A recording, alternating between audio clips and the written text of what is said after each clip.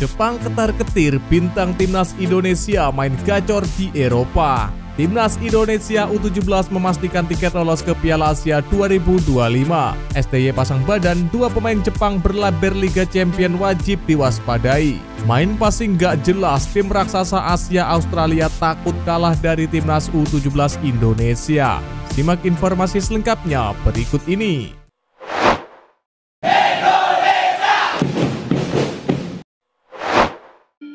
Jepang ketar-ketir bintang timnas Indonesia main gacor di Eropa. Sederet bintang timnas tampil apik bersama masing-masing klub di kompetisi Eropa yang berlangsung akhir pekan ini. Bahkan tak sedikit yang mendapatkan rating tinggi hingga menjadi match of the match dalam laga yang dimainkan. Dimulai dari gelandang Tom Haye yang berhasil membawa Almere City meraih kemenangan perdana di Eredivisie Belanda 2024-2025. Haye dan kawan-kawan menaklukkan NEC Nijmegen yang juga dihuni pemain timnas Indonesia lainnya Kevin Verdong dengan skor 1-0 pada pekan ke-10. Lalu ada duel sesama pemain diaspora di Liga Belgia saat FC Vidender menghadapi KV Mechelen. Kemudian Beck Mesilgers juga mencetak satu gol dalam membantu timnya FC Twente pesta gol ke gawang Heracles Almelo. Dalam lanjutan Liga Eredivisie Belanda di Stadion G Globas West RTC Minggu 27 Oktober 2024 malam FC Twente menang telak 5-0. Itu adalah gol pertama bagi pemain termahal milik timnas Indonesia di kompetisi kasta tertinggi Liga Belanda musim ini. Gacornya sederet pemain di Eropa seakan menjadi mimpi buruk dan alarm bahaya bagi Jepang yang akan bertemu di Stadion Utama Gelora Bung Karno SUGBK Jakarta 15 November mendatang. Timnas U17 Indonesia memastikan tiket lolos ke Piala Asia 2025. Satu tiket itu digenggam skuad asuhan Nova Arianto setelah bermain imbang melawan Australia dalam laga pamungkas grup G kualifikasi Piala Asia 2025. Tambahan satu angka itu membuat timnas Indonesia U17 lolos sebagai salah satu runner-up terbaik. Pasukan muda merah putih mengoleksi 4 poin dengan catatan hasil melawan Kepulauan Mariana Utara tidak dihitung. Sejak peluit babak pertama, Australia menguasai permainan dan melakukan pressing tinggi yang menyulitkan pemain timnas Indonesia U17.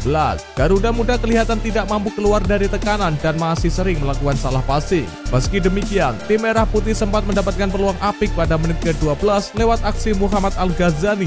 Namun, sepak kerasnya masih ditepis kiper Australia. 3 menit berselang, pemain Persija Jakarta tersebut juga memiliki kans mencetak gol. Namun, sepakan jarak dekatnya masih dihalau bek lawan. Pada menit ke-34 giliran Evandra Florasta yang mencoba mencatatkan namanya di papan skor lewat skema free kick. Namun, usahanya belum membuahkan hasil. Sementara di babak kedua, baik Australia dan timnas Indonesia U17 lebih banyak menunggu. Tak banyak peluang yang tercipta hingga laga bubar.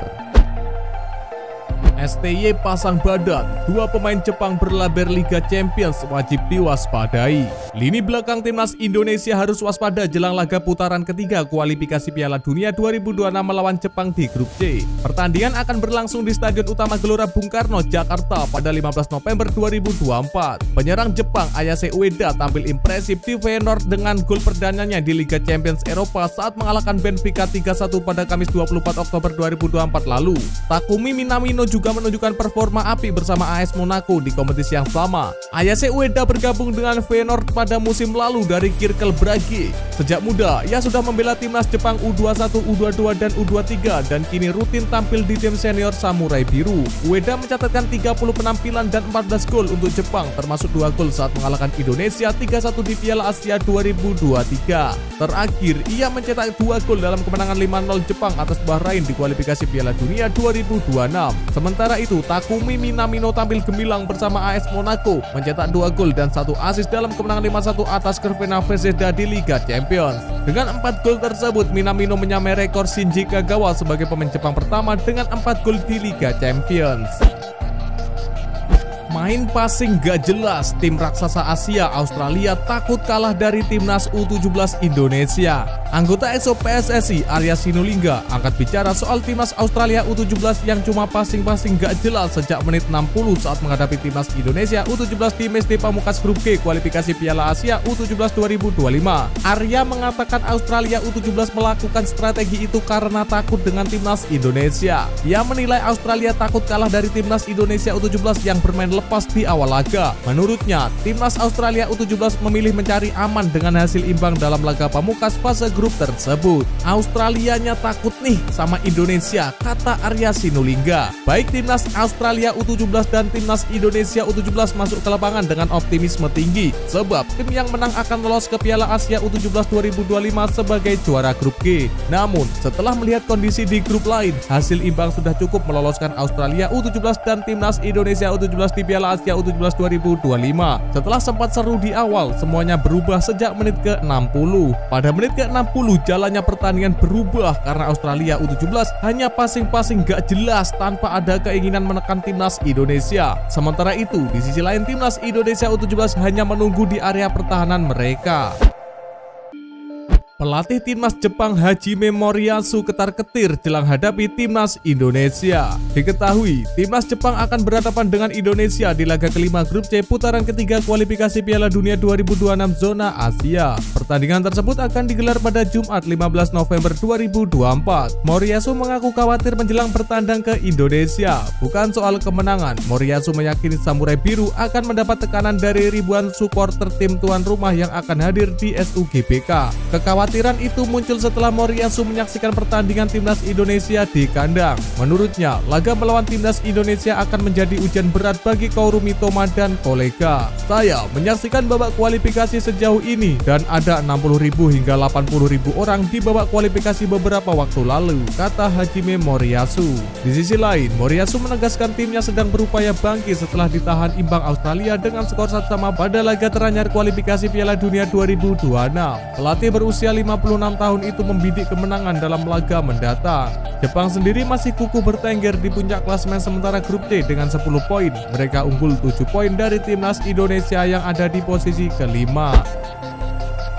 Bek tangguh timnas Indonesia Rizky Ridho didorong untuk bermain di luar negeri. Pelatih Persija Jakarta Carlos Pena bereaksi soal pemainnya Rizky Ridho yang didorong para pemain timnas Indonesia untuk berkarir di luar negeri. Pena ogah berkomentar akan hal itu, tetapi dia mengaku senang dengan penampilan Rizky Ridho dalam beberapa laga terakhir. Sebagaimana diketahui, Rizky Ridho belakangan ini diminta abroad oleh rekan-rekannya di timnas Indonesia. Beberapa nama seperti Jai Idrus dan Justin Hutler jadi sosok yang menyarankan Ridho bermain di luar negeri. Direktur Persija Muhammad Prapanca pun siap membuka jalan jika Rizky Ridho menginginkan untuk abroad. Akan tetapi, Prapanca mengakui hingga saat ini belum ada tawaran resmi ke pemainnya itu. Berbeda dengan Prapanca, Pena tidak mau berbicara banyak soal peluang Rizky Ridho bermain di luar negeri. Diketahui, Ridho sejauh ini merupakan bek andalan di Macan Kemayoran julukan Persija Jakarta. Soal Rizky Ridho, saya tak mau berkomentar, kata Pena. Rizky Ridho tampil sangat bagus dalam laga melawan Arema FC Sabtu 26 Oktober 2024. Dalam pertandingan itu, Persija Jakarta sukses mengamankan kemenangan atas Arema FC dengan skor 2-1. Kini, menarik menantikan kelanjutan Rizky Ridho. Akankah dia nantinya benar bakal abroad atau tetap bertahan di Persija Jakarta?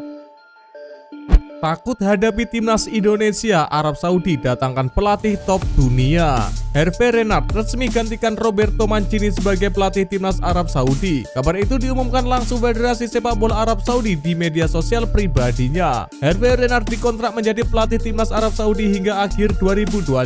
Ada opsi perpanjangan kontrak untuk pelatih asal Prancis itu. Federasi Sepak Bola Arab Saudi pun memastikan Renard akan langsung memimpin timnas Arab Saudi mempersiapkan diri mentas di dua laga lanjutan grup C babak ketiga kualifikasi Piala Dunia 2026 zona Asia. Terdekat, Arab Saudi akan melawan China dan timnas Indonesia pada November 2024. Dengan begitu, ini akan menjadi periode kedua Hervé Renard menangani timnas Arab Saudi. Sebelumnya, pelatih asal Prancis itu ditunjuk melatih timnas Arab Saudi pada 2019 hingga 2023. Kiprah manis pun ditunjukkan Renard kala memimpin timnas Arab Saudi. Dia sukses membawa tim meraih kemenangan mengesankan 2-1 atas juara bertahan timnas Argentina di Piala Dunia 2022. Tetapi Hervé Renard meninggalkan jabatannya pada Maret 2024. Dia mengambil alih pekerjaan sebagai pelatih timnas putri Perancis. Pelatih berusia 56 tahun itu pun mengundurkan diri dari jabatannya sebagai pelatih timnas putri Perancis pada Agustus 2024. Hal itu dilakukan usai Perancis tersingkir di perempat final Olimpiade Paris 2024 usai kalah dari Brasil.